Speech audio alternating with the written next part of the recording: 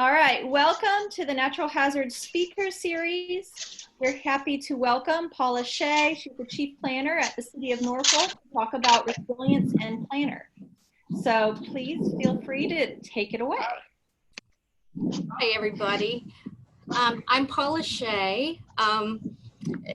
It's a new age for me. I've been around a while, and back when I was in school, we barely had computers at the time. So this use of technology is fabulous and probably the best example of resilience you can give. The fact that we were able to turn it around and still meet using technology is a perfect example of resilience and what we need to do going forward.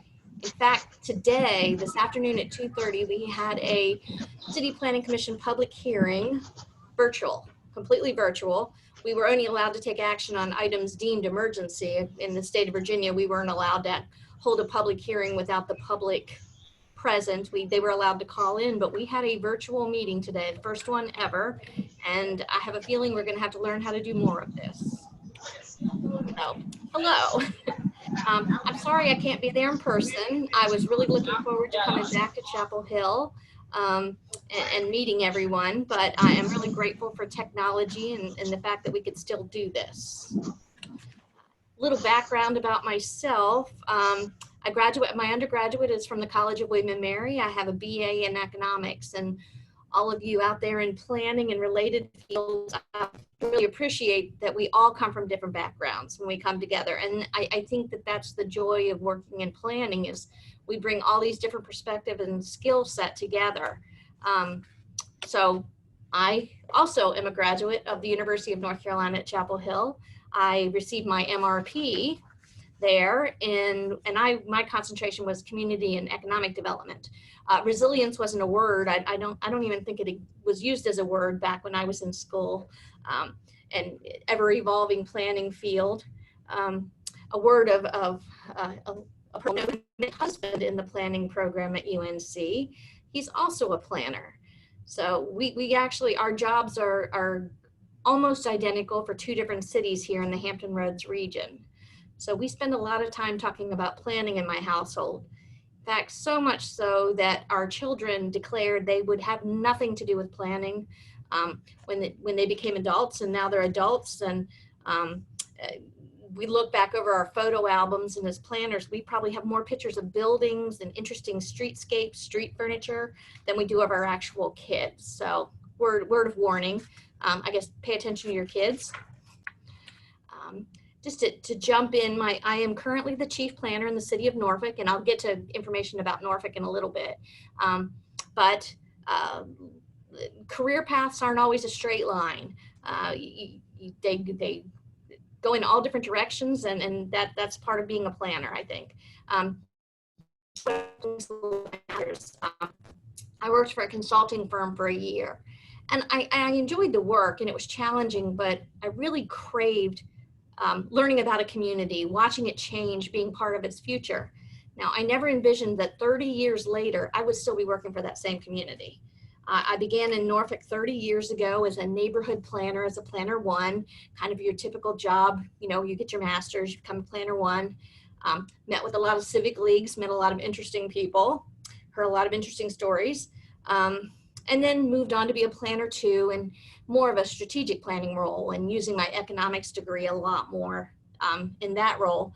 But shortly after that, family came along, and everybody with your career, you might have to shift for lots of different reasons. So fortunately, my employer said, you know what? Begin working part-time, on a casual part-time as a planner too. And that was a lifesaver. That's part of finding a good employer who will work with you, do good work for them, and hopefully they will recognize that, because I was able to take care of a disabled child, work from home, did that for a little bit, and then a job sharing opportunity opened up in the department. Somebody else wanted to work part-time, so I came back to the City of Norfolk, came off last weekend, was in charge of GIS and data for the department, which was brand new to Norfolk. So I was in the ground, I was learning GIS from the bottom up. We were building a system, and I was learning how to use it as we were building it. And that was fascinating and wonderful work, because I still use GIS on a daily basis. Then as the family got older and more stable, I was able to return to work as a senior planner to a principal planner, all in the comprehensive planning area. And currently I'm the chief planner. And what a chief planner does is a supervisory role, and I oversee the whole planning function for the department. So current planning, floodplain management, historic preservation, and comprehensive planning. I oversee all those functions. And I'm going to be the acting deputy director beginning next week with a retirement. So again, careers can ebb and flow and change, and you just have to go with it, just like planning. So to jump in, about our topic today, I really wanted to talk about this and what is the role of a planner in that, because, in a lot of ways it's sometimes seen as hard science, and planners play a critical role in that. So just a little background, I work for the City of Norfolk in Virginia. It's an independent city of about 250,000 people. Virginia's weird. Independent cities, they look like counties, their land masses look like counties, but they are cities. So our government structure is just the city. We do not report also to a county. So we have our own parks, schools, police, fire, sheriff, are all serve the entire city. We're 54 square miles, so we're kind of compact, but we have 144 miles of coastline in Norfolk, and we're 97% developed. So as you can see, we have a lot that's at risk and a lot that's exposed to water. We are home to the world's largest Naval Station Norfolk, and the Port of Virginia, which is the third busiest port on the East Coast. So our lifeblood is defined by water. In fact, throughout the history of, if you look at Norfolk itself, our coastline is our lifeblood. It's not just the source of our challenges. It drives our economy, and it's the whole reason we came into existence. The City of Norfolk was founded as a port city back in colonial times. It's a widely varied coastline. We have working industrial waterfronts. We actually have an urban waterfront. Our downtown sits right on the coastline. We have miles of residential shoreline, both natural and substantially altered shorelines, and over 7 miles of beaches. The same shoreline and water is a huge challenge for us. We have a long history of flooding in Norfolk.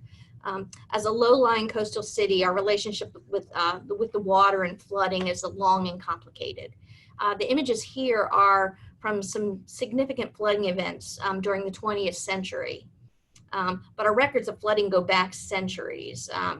In fact, we owe a hurricane in 1749 added 800 acres to the city's land mass. It's nothing but a big sandbar, actually, that we developed into a neighborhood called Willoughby. So it's one of the most at-risk neighborhoods in our region. Just note that none of these pictures are from the peak of a storm. While storm surge is a problem, but blue skies flooding is often more significant. One of the points we like to make is that we're susceptible to multiple kinds of flooding in Norfolk. We have heavy rains, wind-driven storm surges, astronomical high tides. They all affect us. It's not all of them are the big storm or the big hurricane. And if you talk to any longtime resident in Norfolk, they can tell you stories about how the flooding is more common than ever. One of the easy ways to tell is you look at the street in front of your house and you would say, my goodness, that street never flooded before, and now it's flooding. And we're seeing that all over the city. So unlike other communities, we didn't get the protests from the Tea Party or other people when the issue of climate change came up, or flooding in general. Some of our neighboring communities, communities that are more inland, weren't able to talk about flooding and resilience and climate change because ours is water on a quite frequent level. So there was a Tea Partier once that showed up at a meeting and wanted to stand up and disrupt the meeting, and the citizens told him to shut up and get out because they wanted to see what they could do to fix the flooding in their community. One of the things is these floods, they can happen any time of the year, and they affect many different landscapes in the city. We can expect 2 of the larger nor'easter type storms annually. blue sky flooding twice a month on average in our neighborhoods. So here's where the science comes in, and I'm not a scientist. I'm, an economist, a planner. So I'll leave the science to the scientists. But we see actual sea level rise as well as land subsidence, both issues here, and making us the second most at-risk population center in the United States. And we flood where we filled. People like to blame planners, but we weren't around back when this happened, so I'm not going to take the blame. If you see the image on the right, the shaded in area, that is the original 50 acres that made up the city of Norfolk, the boundary. And the southern edge of that was, and everything south of that that's now developed was built on fill. And the image on the right are the creek beds back from colonial times that have all been filled in. And that is where the water wants to go. That is where we see that the blue sky flooding on a twice monthly basis in these areas. And so that's kind of what a combination of what we needed to figure out is how are we going to deal with all this. And then just looking at sea rise in general and flood risk in the city of Norfolk. So on the left is a scenario that shows sea levels with 2 to 3 feet of relative water rise. And under that scenario, 2050, we would have water, about 5% of the city's land area would be underwater at that time, the area in red. However, if we overlay it with our flood zone maps, the same 2 to 3 feet, 47% within a high risk flood zone compared to 15% today. So back to the kind of the non-planner approach to flooding, and something that's extremely necessary, but is not the total solution, is more the traditional approach. How do we stop the flooding? How do we hold the water back? What can we do? We can raise the houses, we can build flood walls. And these are necessary, but these are long-term, high-cost solutions. We did a coastal flooding and just look at, we identified 4 basins to study and how we could build floodgates and different ways to protect these areas. And you can see it doesn't protect much of the land mass of the city as a whole, and it's something in of itself to protect these areas. And there's more areas that need protected, so we needed a bigger, broader solution. So kind of going beyond the engineering of this, this is where planners can help shape these additions. Some of you are actually involved in these more scientific approaches, the engineered approaches. But there's roles for planners that the engineers and scientists do not address or will not address, that of bringing the citizens into the picture and bringing them along. It is their tax dollars that fund this. We do have to bring them along, but they also have a role in providing solutions. Not everything is going to be engineered. Some of the stuff the citizens can take on themselves. And then also the role for the planners is keeping in mind, how do these actions, even if it's a flood wall, how does that link to the overall vision and the policies that guide the city, kind of what we do in our comprehensive plans, our neighborhood plans? How do these factor in? Are they consistent? One of my favorite things to do is to throw a curveball at our engineers here in the city, especially our transportation engineers. I like to work with the community and come up with a solution for something, for maybe a new light at an intersection that's always been, it's just too close to that ramp, Paula. It just can't possibly be done, or we can't put a bike lane through there. It'll never be safe for pedestrian access. They're just going to have to find another way around. And we go ahead and adopt a plan anyway, and over their protests. And we just tell them, engineers, you're smart. You need to figure it out, because this is where we want to go. So our role as planners is to push, not always take no as the answer, but to really push the people working on the problems to come up with a better solution. Our earlier resilience planning in Norfolk, usually in the actual world, word resilience, kind of for the first time, was when the city joined the 100 Resilient Cities effort, which was a program that was started by the Rockefeller Foundation.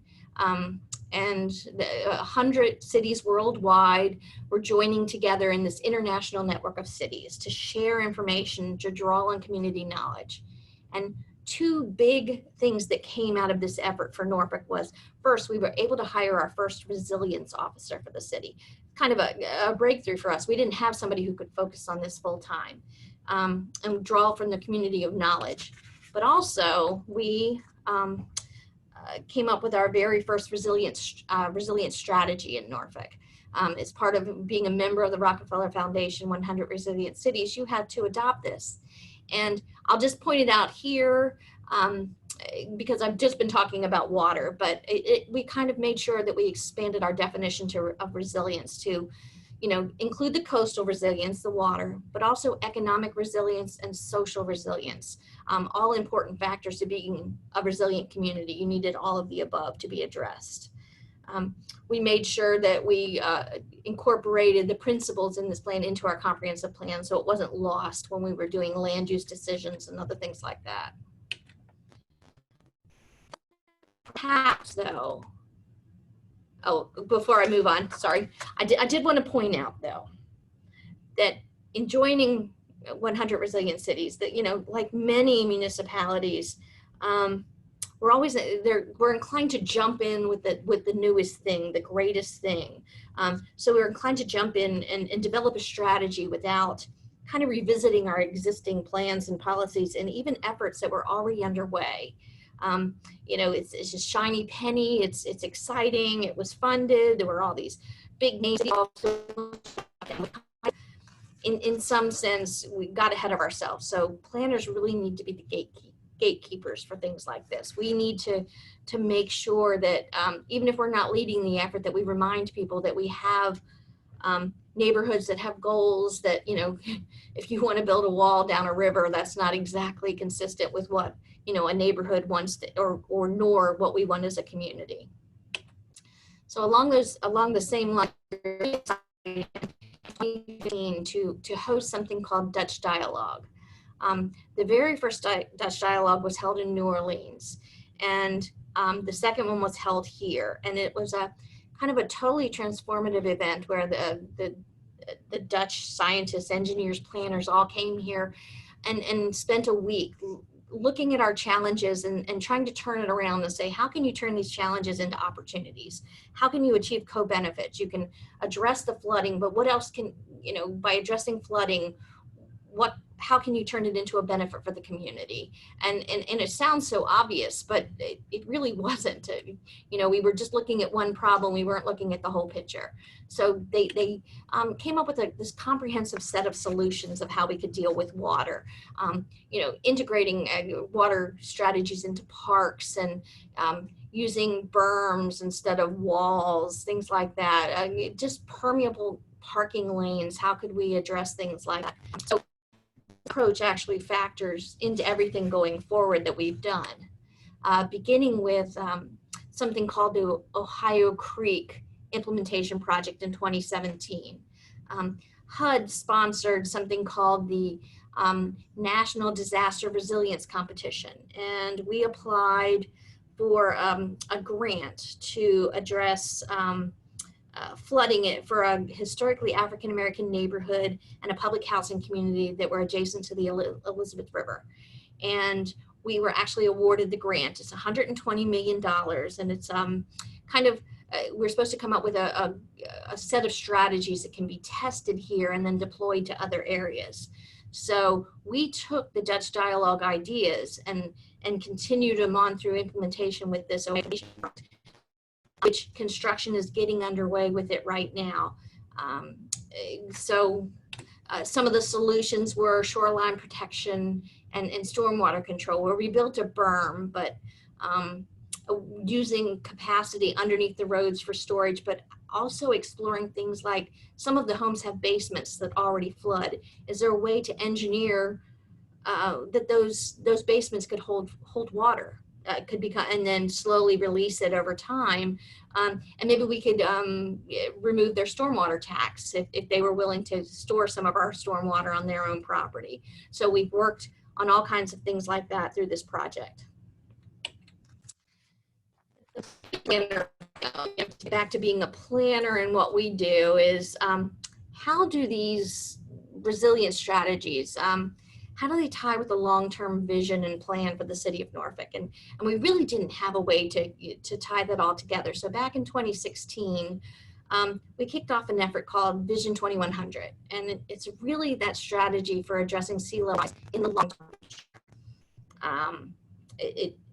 In the past, the focus was always on the challenge. Everybody kept talking about the flooding.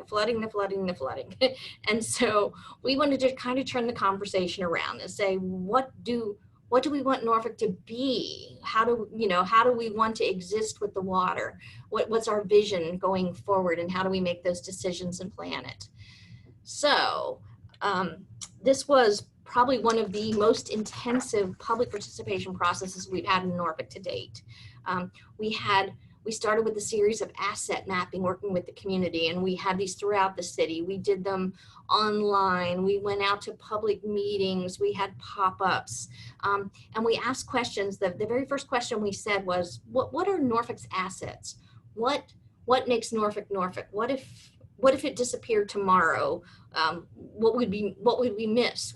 And things like the naval base, immediately come to the surface. But people kept talking about botanical gardens being, in the zoo being these defining factors for the city. But we also have universities. We have Old Dominion in Norfolk State, Virginia Wesleyan. We have lots of, we have our downtown. We have other things too. And these were all identified as assets by the community. And what we did was we did the map, and we started with the map in the middle, where we did a heat map of what people defined as our assets. And then we overlaid it with the left, the risk. What's the risk to those same assets in Norfolk, to come up with 4 different vision areas, because we kind of needed 4 different approaches for how we were going to deal with these assets. And it even became challenging for what do we name these vision areas. So we just simply call them the colors, because you can't call them high protection areas, or because then you imply you're not going to protect areas, or high asset areas, because then the opposite of that is a low asset area. So we just call them colors, and we mapped them out. And this is our map for Vision 2100. And there are policies and visions for each one of these 4 areas, and how we kept it pretty simple, but how we're going to approach long-term resilience in these 4 areas in the city of Norfolk. So beginning with the lower left, the red areas, those are areas that are high in assets, but also high in risk. It contains our downtown area, Old Dominion University, Norfolk State University, the naval base, our ports, our shipyards are all in these high risk, high asset areas. And these are the areas we can't relocate. We can't move any of them. We can't move the naval base or the ports from the waterfront. So we need to find a way to protect them. So the strategy in these areas, downtown, we already have a flood wall. So the idea would be to get the flood wall recertified and raise it up. We already talked about the area over here where we were going to use shoreline berm through the $120 million grant program that we were participating in. And we've also engineered some other solutions for these other areas. But the commitment with that is, if we're going to spend all this capital money protecting these areas, we want these areas to grow and densify, to really kind of pay back the investment that we want to make in them. On the other hand, we have what we call the yellow areas, and we're calling these adapting to rising water. These are the low asset areas. Not to say that they don't have value. They're mostly single family neighborhoods that are waterfront. They're low asset but high risk. But we wouldn't want to wall them off. People who have a single family home along the waterfront don't want to look out at a wall, nor would we ever be able to pay it off or pull it off. So we need to find a way that these areas can kind of adapt to rising waters. And we came up with lots of programs that homeowners themselves can use. And we'll go into that a little bit later, to become more resilient there and continue to get value out of their property. Then we have the purple areas, which are establishing neighborhoods of the future. These are low asset areas, again, mostly, neighborhoods, housing, but they're also at low risk. And kind of ironically, in the justice of the world, I would say these tend to be some of our lower or low mod neighborhoods that are minority. And here they are, they didn't develop as waterfront property, but they got a little because it's not prone to flooding the way these other neighborhoods are.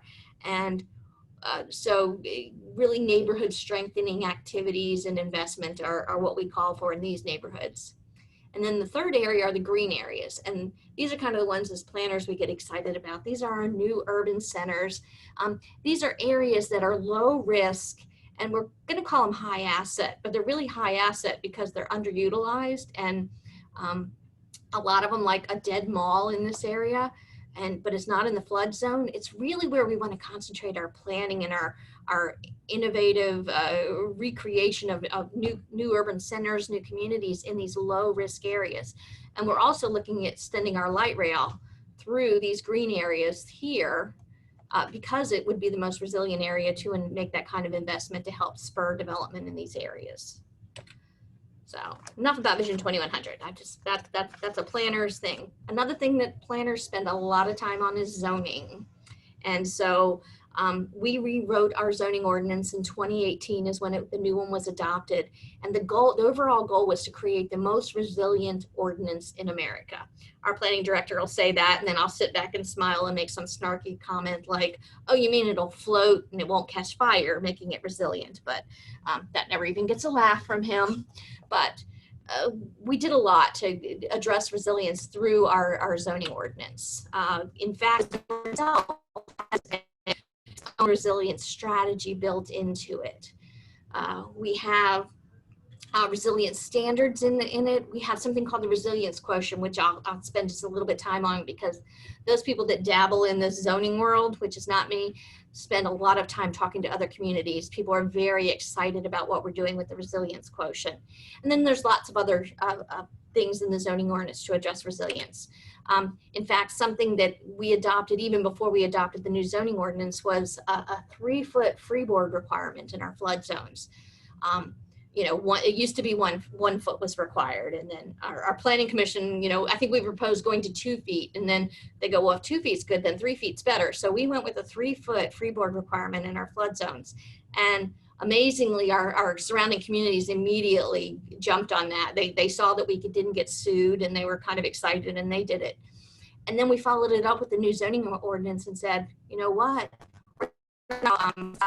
Construction for residential anywhere in the city of Norfolk. We don't care if you're in a flood zone or not. We are not doing slab on grade. And almost immediately after we adopted this requirement for new construction, our neighboring city, Virginia Beach, had there was a Hurricane Matthew, and it wasn't a big deal, but for some reason, one neighborhood in Virginia Beach especially flooded terribly, and they weren't in a flood zone. And it was all slab on grade construction, and it pretty much ruined an entire neighborhood. And we're talking hundreds of millions of dollars in flood protection that they're exploring in the neighboring city just to protect slab on grade construction. So there's a newfangled thing, and people that dabble in this are, they're getting good at it, but it's a formula. It's kind of akin to what zoning ordinances require for landscaping. You get points for doing different things. A bush is a certain point, and a tree of a certain size gives you more points. So it's the same thing with resilience, except for they focus on 3 areas. So it's stormwater, risk mitigation, and energy resilience. You have to get points in each of these. And the best way to describe it is to just give an example. We have a new townhouse community. It's a spreadsheet. Their points break out for the resilience quotient. So in meeting component 1, they need 8 points overall for these 96 townhomes and some retail. So they're constructing it to higher than building code requirements for wind, for example, and they're elevating the ground floor of the commercial. So those are all bonuses that gave them points. Other things, they equip each of the housing units with a generator hookup. That gives you a point, things like that. So this is something that my colleagues have been going around the country talking about, and other communities are moving towards this kind of concept to try to figure out how to make new development more resilient. And then just one more planning activity. Paula, Yes. could I interrupt for a moment? Certainly. We have some health students in the class, and I Yes. think they need a little bit more information on freeboarding. Oh, okay. Yeah, I said that term and I'm like, I didn't know what it was until I was like, I'll just go with it. Okay. Freeboard is how high you see the house on crawl space or raise it up off the ground, how high out of the flood zone you have to get. So if you're in a high risk flood zone, it comes with a number behind it, say, AE 8, and that means it floods up to 8 feet. You have to then, wherever the ground is, and it might not sit 8 feet, you have to build 3 additional feet before you get to the floor of your house, the finished floor of your house. So it gives you a lot of height, but a lot of protection from flooding. So you're 3 feet above where it would normally flood in a bad storm. So that is what that means. Sorry about that. Okay, so on to the joint land use. We have a lot of military bases in our area, so we have been part of many JLUS studies, but this one was kind of unique in that it was 2 cities. It was Virginia Beach and Norfolk came together, and 4 military installations with the specific intent of studying resilience. JLUS studies talk about compatible development. It's, thou shall not build housing in a flight pattern, or the cities agree to relocate uses from a crash zone or something like that. All things that are real and have happened here. It's all about reducing risk. But this study specifically was really addressing recurrent flooding and really began to focus on access to the bases, to the naval bases and military bases in the area, in storm events especially, but just in general during the flooding events. How would they continue to operate, which is kind of ironic in this day and age now that we've moved to telecommuting, because I don't know, that may be more the solution than it would be to actually trying to get to work anymore. But this was the first one that was finished in the country, and what it did was bump us up and got us in line for some funding and some grants that we are pursuing with our partners to try to raise roads that lead into the bases, things like that. So again, a more of a physical approach to correcting for flooding, but something that planning has been very involved in. So initial takeaways when we talk about resilience are, resilience is more than a new buzzword. I think when we first started talking about it, people thought it would, go the way of whatever, it'll be replaced with something else. It has not gone away. It is something that is going to have to be addressed and continue to be addressed. Another thing we've learned though in planning is, I think when we talk about it, we need to think long-term. Vision 2100 is a good example. We chose 2100 not only because it was a long-term vision, but it took people out of their own voice, my house, my job, my whatever, because quite frankly, they weren't going to be there in the time frame we were planning for. And it was easier for them to talk about a future for their kids or grandkids. And I think we got a lot more honest opinion, a lot more, not honest is the wrong word, a lot more future thinking out of people, a lot more planning than we would have. When we're talking about resilience, we really need to emphasize the community, the whole of the community.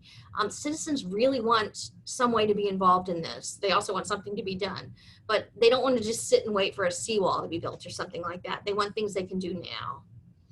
And something we found here in Norfolk and other communities like us, that climate change and sea level rise suffer it, especially the recurrent nuisance flooding becomes monthly and sometimes even more frequently. We have some areas that have signs up permanently not to park in certain areas because it'll flood during high tide. And then the real key is that the planners are the link between the science and the community. Much like I took it's kind of our job to make sure that we put it in terms that people can understand and know what to do with it. So I wanted to take just a really quick minute here to kind of, I think, queue up your next speakers that'll be coming in the next few weeks, because Norfolk was one of the test communities for the resilience scorecard. So I just wanted to mention that, we tested it back in 2016. We are a test community. We were chosen because we have a lot of energy devoted to resilience here, but we also know it's fragmented and uncoordinated. We have an overabundance of plans. Just like we were starting resilience scorecard, we have plans everywhere. That have competing approaches, and they really lack coordination of policies or geography, kind of ideal for testing with that scorecard, which you're going to hear about in a few weeks. And the approaches that we talked about some of them today, they're overlapping and uncoordinated. We're trying really hard to raise our hands and wave the flag and say, hey, you're doing this over in Ohio Creek, but you've got to think about the impact on the next neighborhood over and things like that. So that's why we participated in the scorecard. We pulled our team together. We evaluated our plans, and this is the resulting scorecard map. And I believe the higher the number, the better off you are. I should have versed myself. Our overall score, we did as a result of going through the scorecard process was we immediately turned around and said, oh my God, we haven't incorporated the actual policies and the regional hazard mitigation plan into our own comprehensive plan. And we hadn't fully incorporated Vision 2100. We spent all that time on it, and we never went back and read it in light of the adopted comprehensive plan. So we immediately turned around and righted those types of things. And so what we learned from that was we really need to apply that resilience lens to policy development, the geography of each policy and how it relates to the vision for resilience as we go forward. So I just wanted to share that because I think when you can have Norfolk in mind when they start talking about the scorecard. And that is what I have. I think I was supposed to give you a few words of wisdom. So I did one thing I wanted to say was, as a planner, one of my pet peeves is people who don't think they have a role. We have lots of people who go to lots of meetings around here. We go to lots of meetings, and you got to remember what your role is when you go and speak up, express an opinion, really try to lend some expertise when you're participating with your municipality, with your consulting firm, with your agency, wherever you are. But then, of course, we all have to learn the art of knowing when to embrace the final decision and how to best support it. But really, really appreciate the fact that you have a role in everything we do. So thank you very much. And I can take questions or whatever works.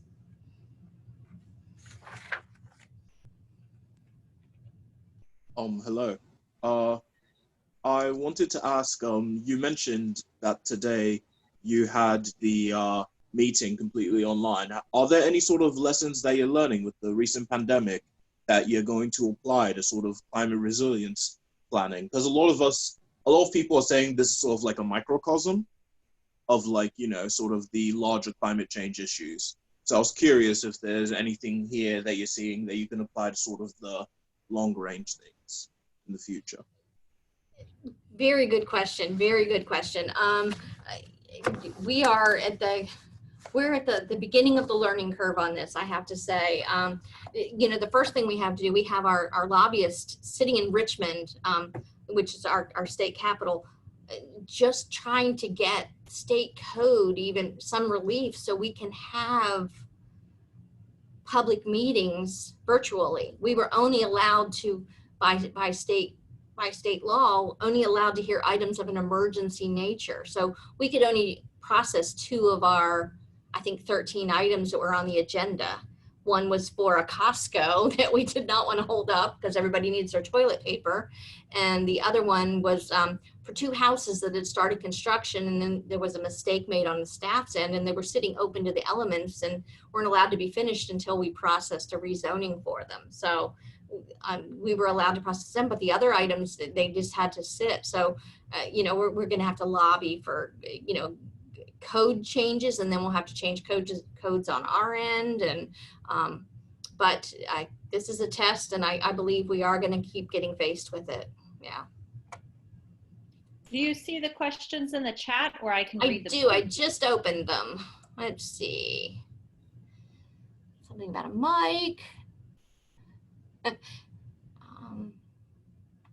We got the questions about the Freeboard, got that, yes. Okay, purple, okay. Neighborhoods of the future. What does tenure look like? How to protect from gentrification. Yeah, it's funny, your questions are very much in line with what we hear. You know, the purple area, these somewhat low mod minority neighborhoods. Protect from gentrification, it's a tricky thing. In fact, if you talk to homeowners, especially in some of our low mod neighborhoods, they, it's more, the people that talk about gentrification are people from outside the area. The people in, I mean, they could feel they're being pushed out, but they also get the appreciation and value, you know, the increase in home value. They you know, in some ways saying, oh, gee, you can't sell your house for anymore. They don't get to participate in the market the way everybody else does. So something as simple as we try to put, our housing authority put clauses on houses that if you used a housing program to buy your house, with any kind of subsidy, and the subsidy could just really actually just be a housing loan from the state like anybody else could get. You had to, you know, you had to pay, you could only sell it for what you paid plus a certain percent, which really wasn't fair because, you know, a neighbor who maybe just got financing for the same house through a different agency, they might be able to realize, you know, $50,000 in appreciation, and they were only getting $5,000. So the number one source of people gaining wealth is near home. So gentrification is a problem, but it kind of it's got a lot of different elements to it. So we do have a lot of programs that we try to protect renters, but it is a real problem. I don't know that we'll have it, but it is something we've got. Are the homeowner programs like yellow?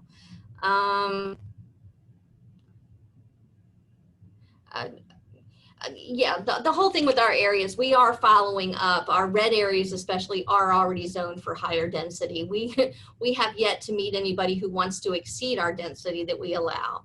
We love density. We want more density. So all our programs are. Okay, question. Can you return to the slide where you address trying to encourage the development of resilient homes and specifically the townhomes? I can. Let's see. I'm gonna share my screen again. Sorry about that.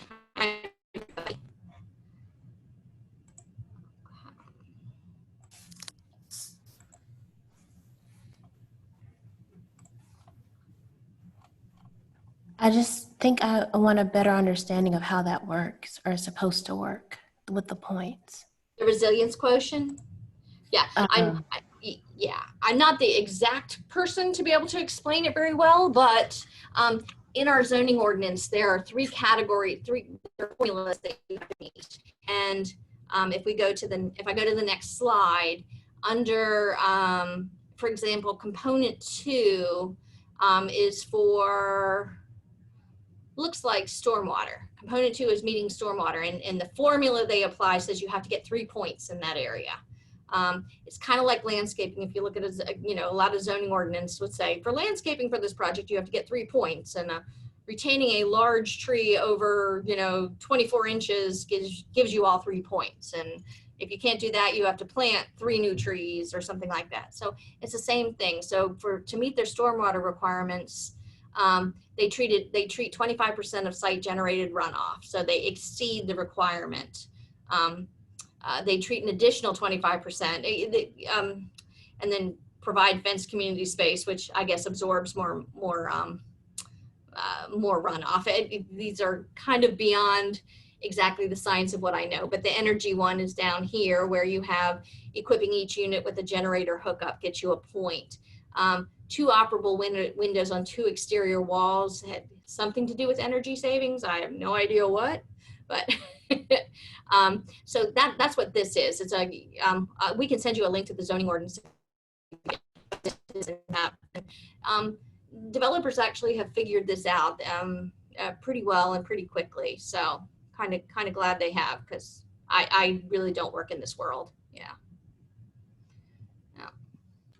And there's one hand up too from Lauren. Okay, what do I do with that? You just let her talk.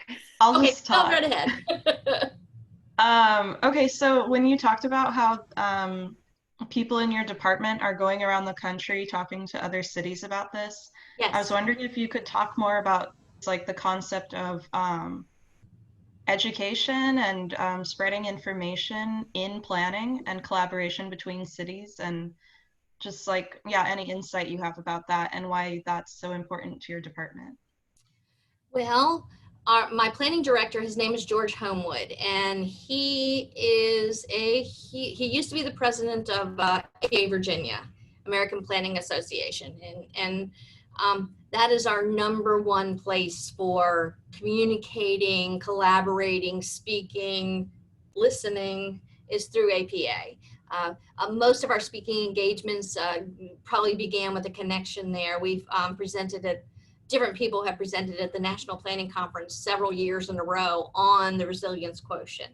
And that's garnered, my colleague who's a zoning administrator actually did an online presentation to the Australian plan, whatever the name of their planning association is, that he was their keynote speaker on the resilience quotient. The word had gotten out, but our director, George Homewood, speaks quite frequently about it. And you know, working through APA is just, you know, beginning with your state chapter and then up through national. I learn more from them and from my colleagues, quite frankly, than anything else. So I think it's the solution is out there. You just have to look and work for it. And I think that would be my advice, to work with APA. Yeah.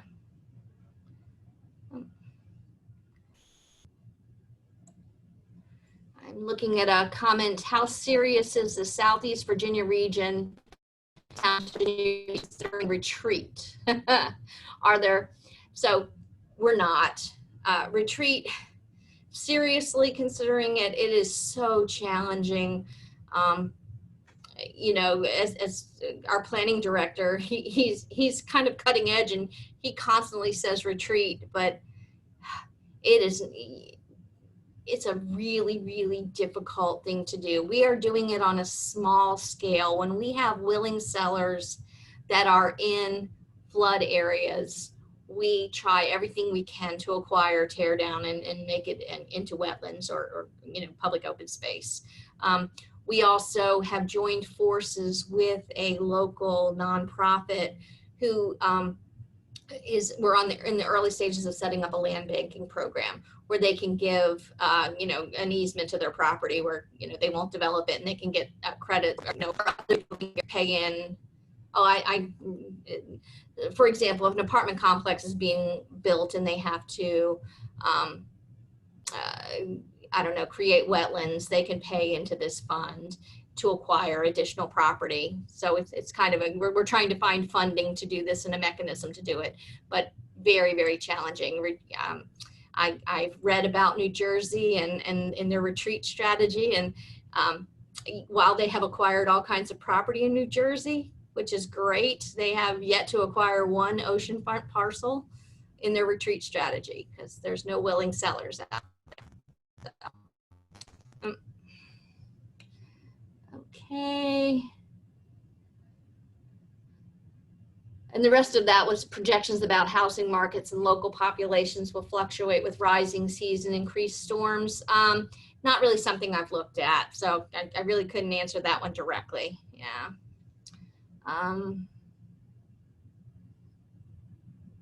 Oh, a question about how we coordinate efforts with Naval Station Norfolk. And we spoke to that. The JLU study is that is actually online through our Regional Planning District Commission. That is one of our key ways that we coordinate. But we actually have a military affairs liaison position at the deputy city attorney level, city manager level. That we have such a close relationship with the Navy here. So that is what we do. Is there anything else? Did I miss anybody?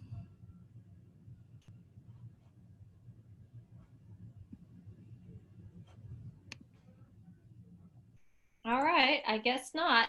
Would you mind sharing your slides with us? You can just send it to me and I can post it. No problem. Yep, I can do that. Well, thank you very much for being with us during this trying times. We're glad to talk about some of what we, our interests are here. So thank you very much. Thank you. Next time you come to town, call me up. We actually meet in person. Great. I have lots of family in Raleigh.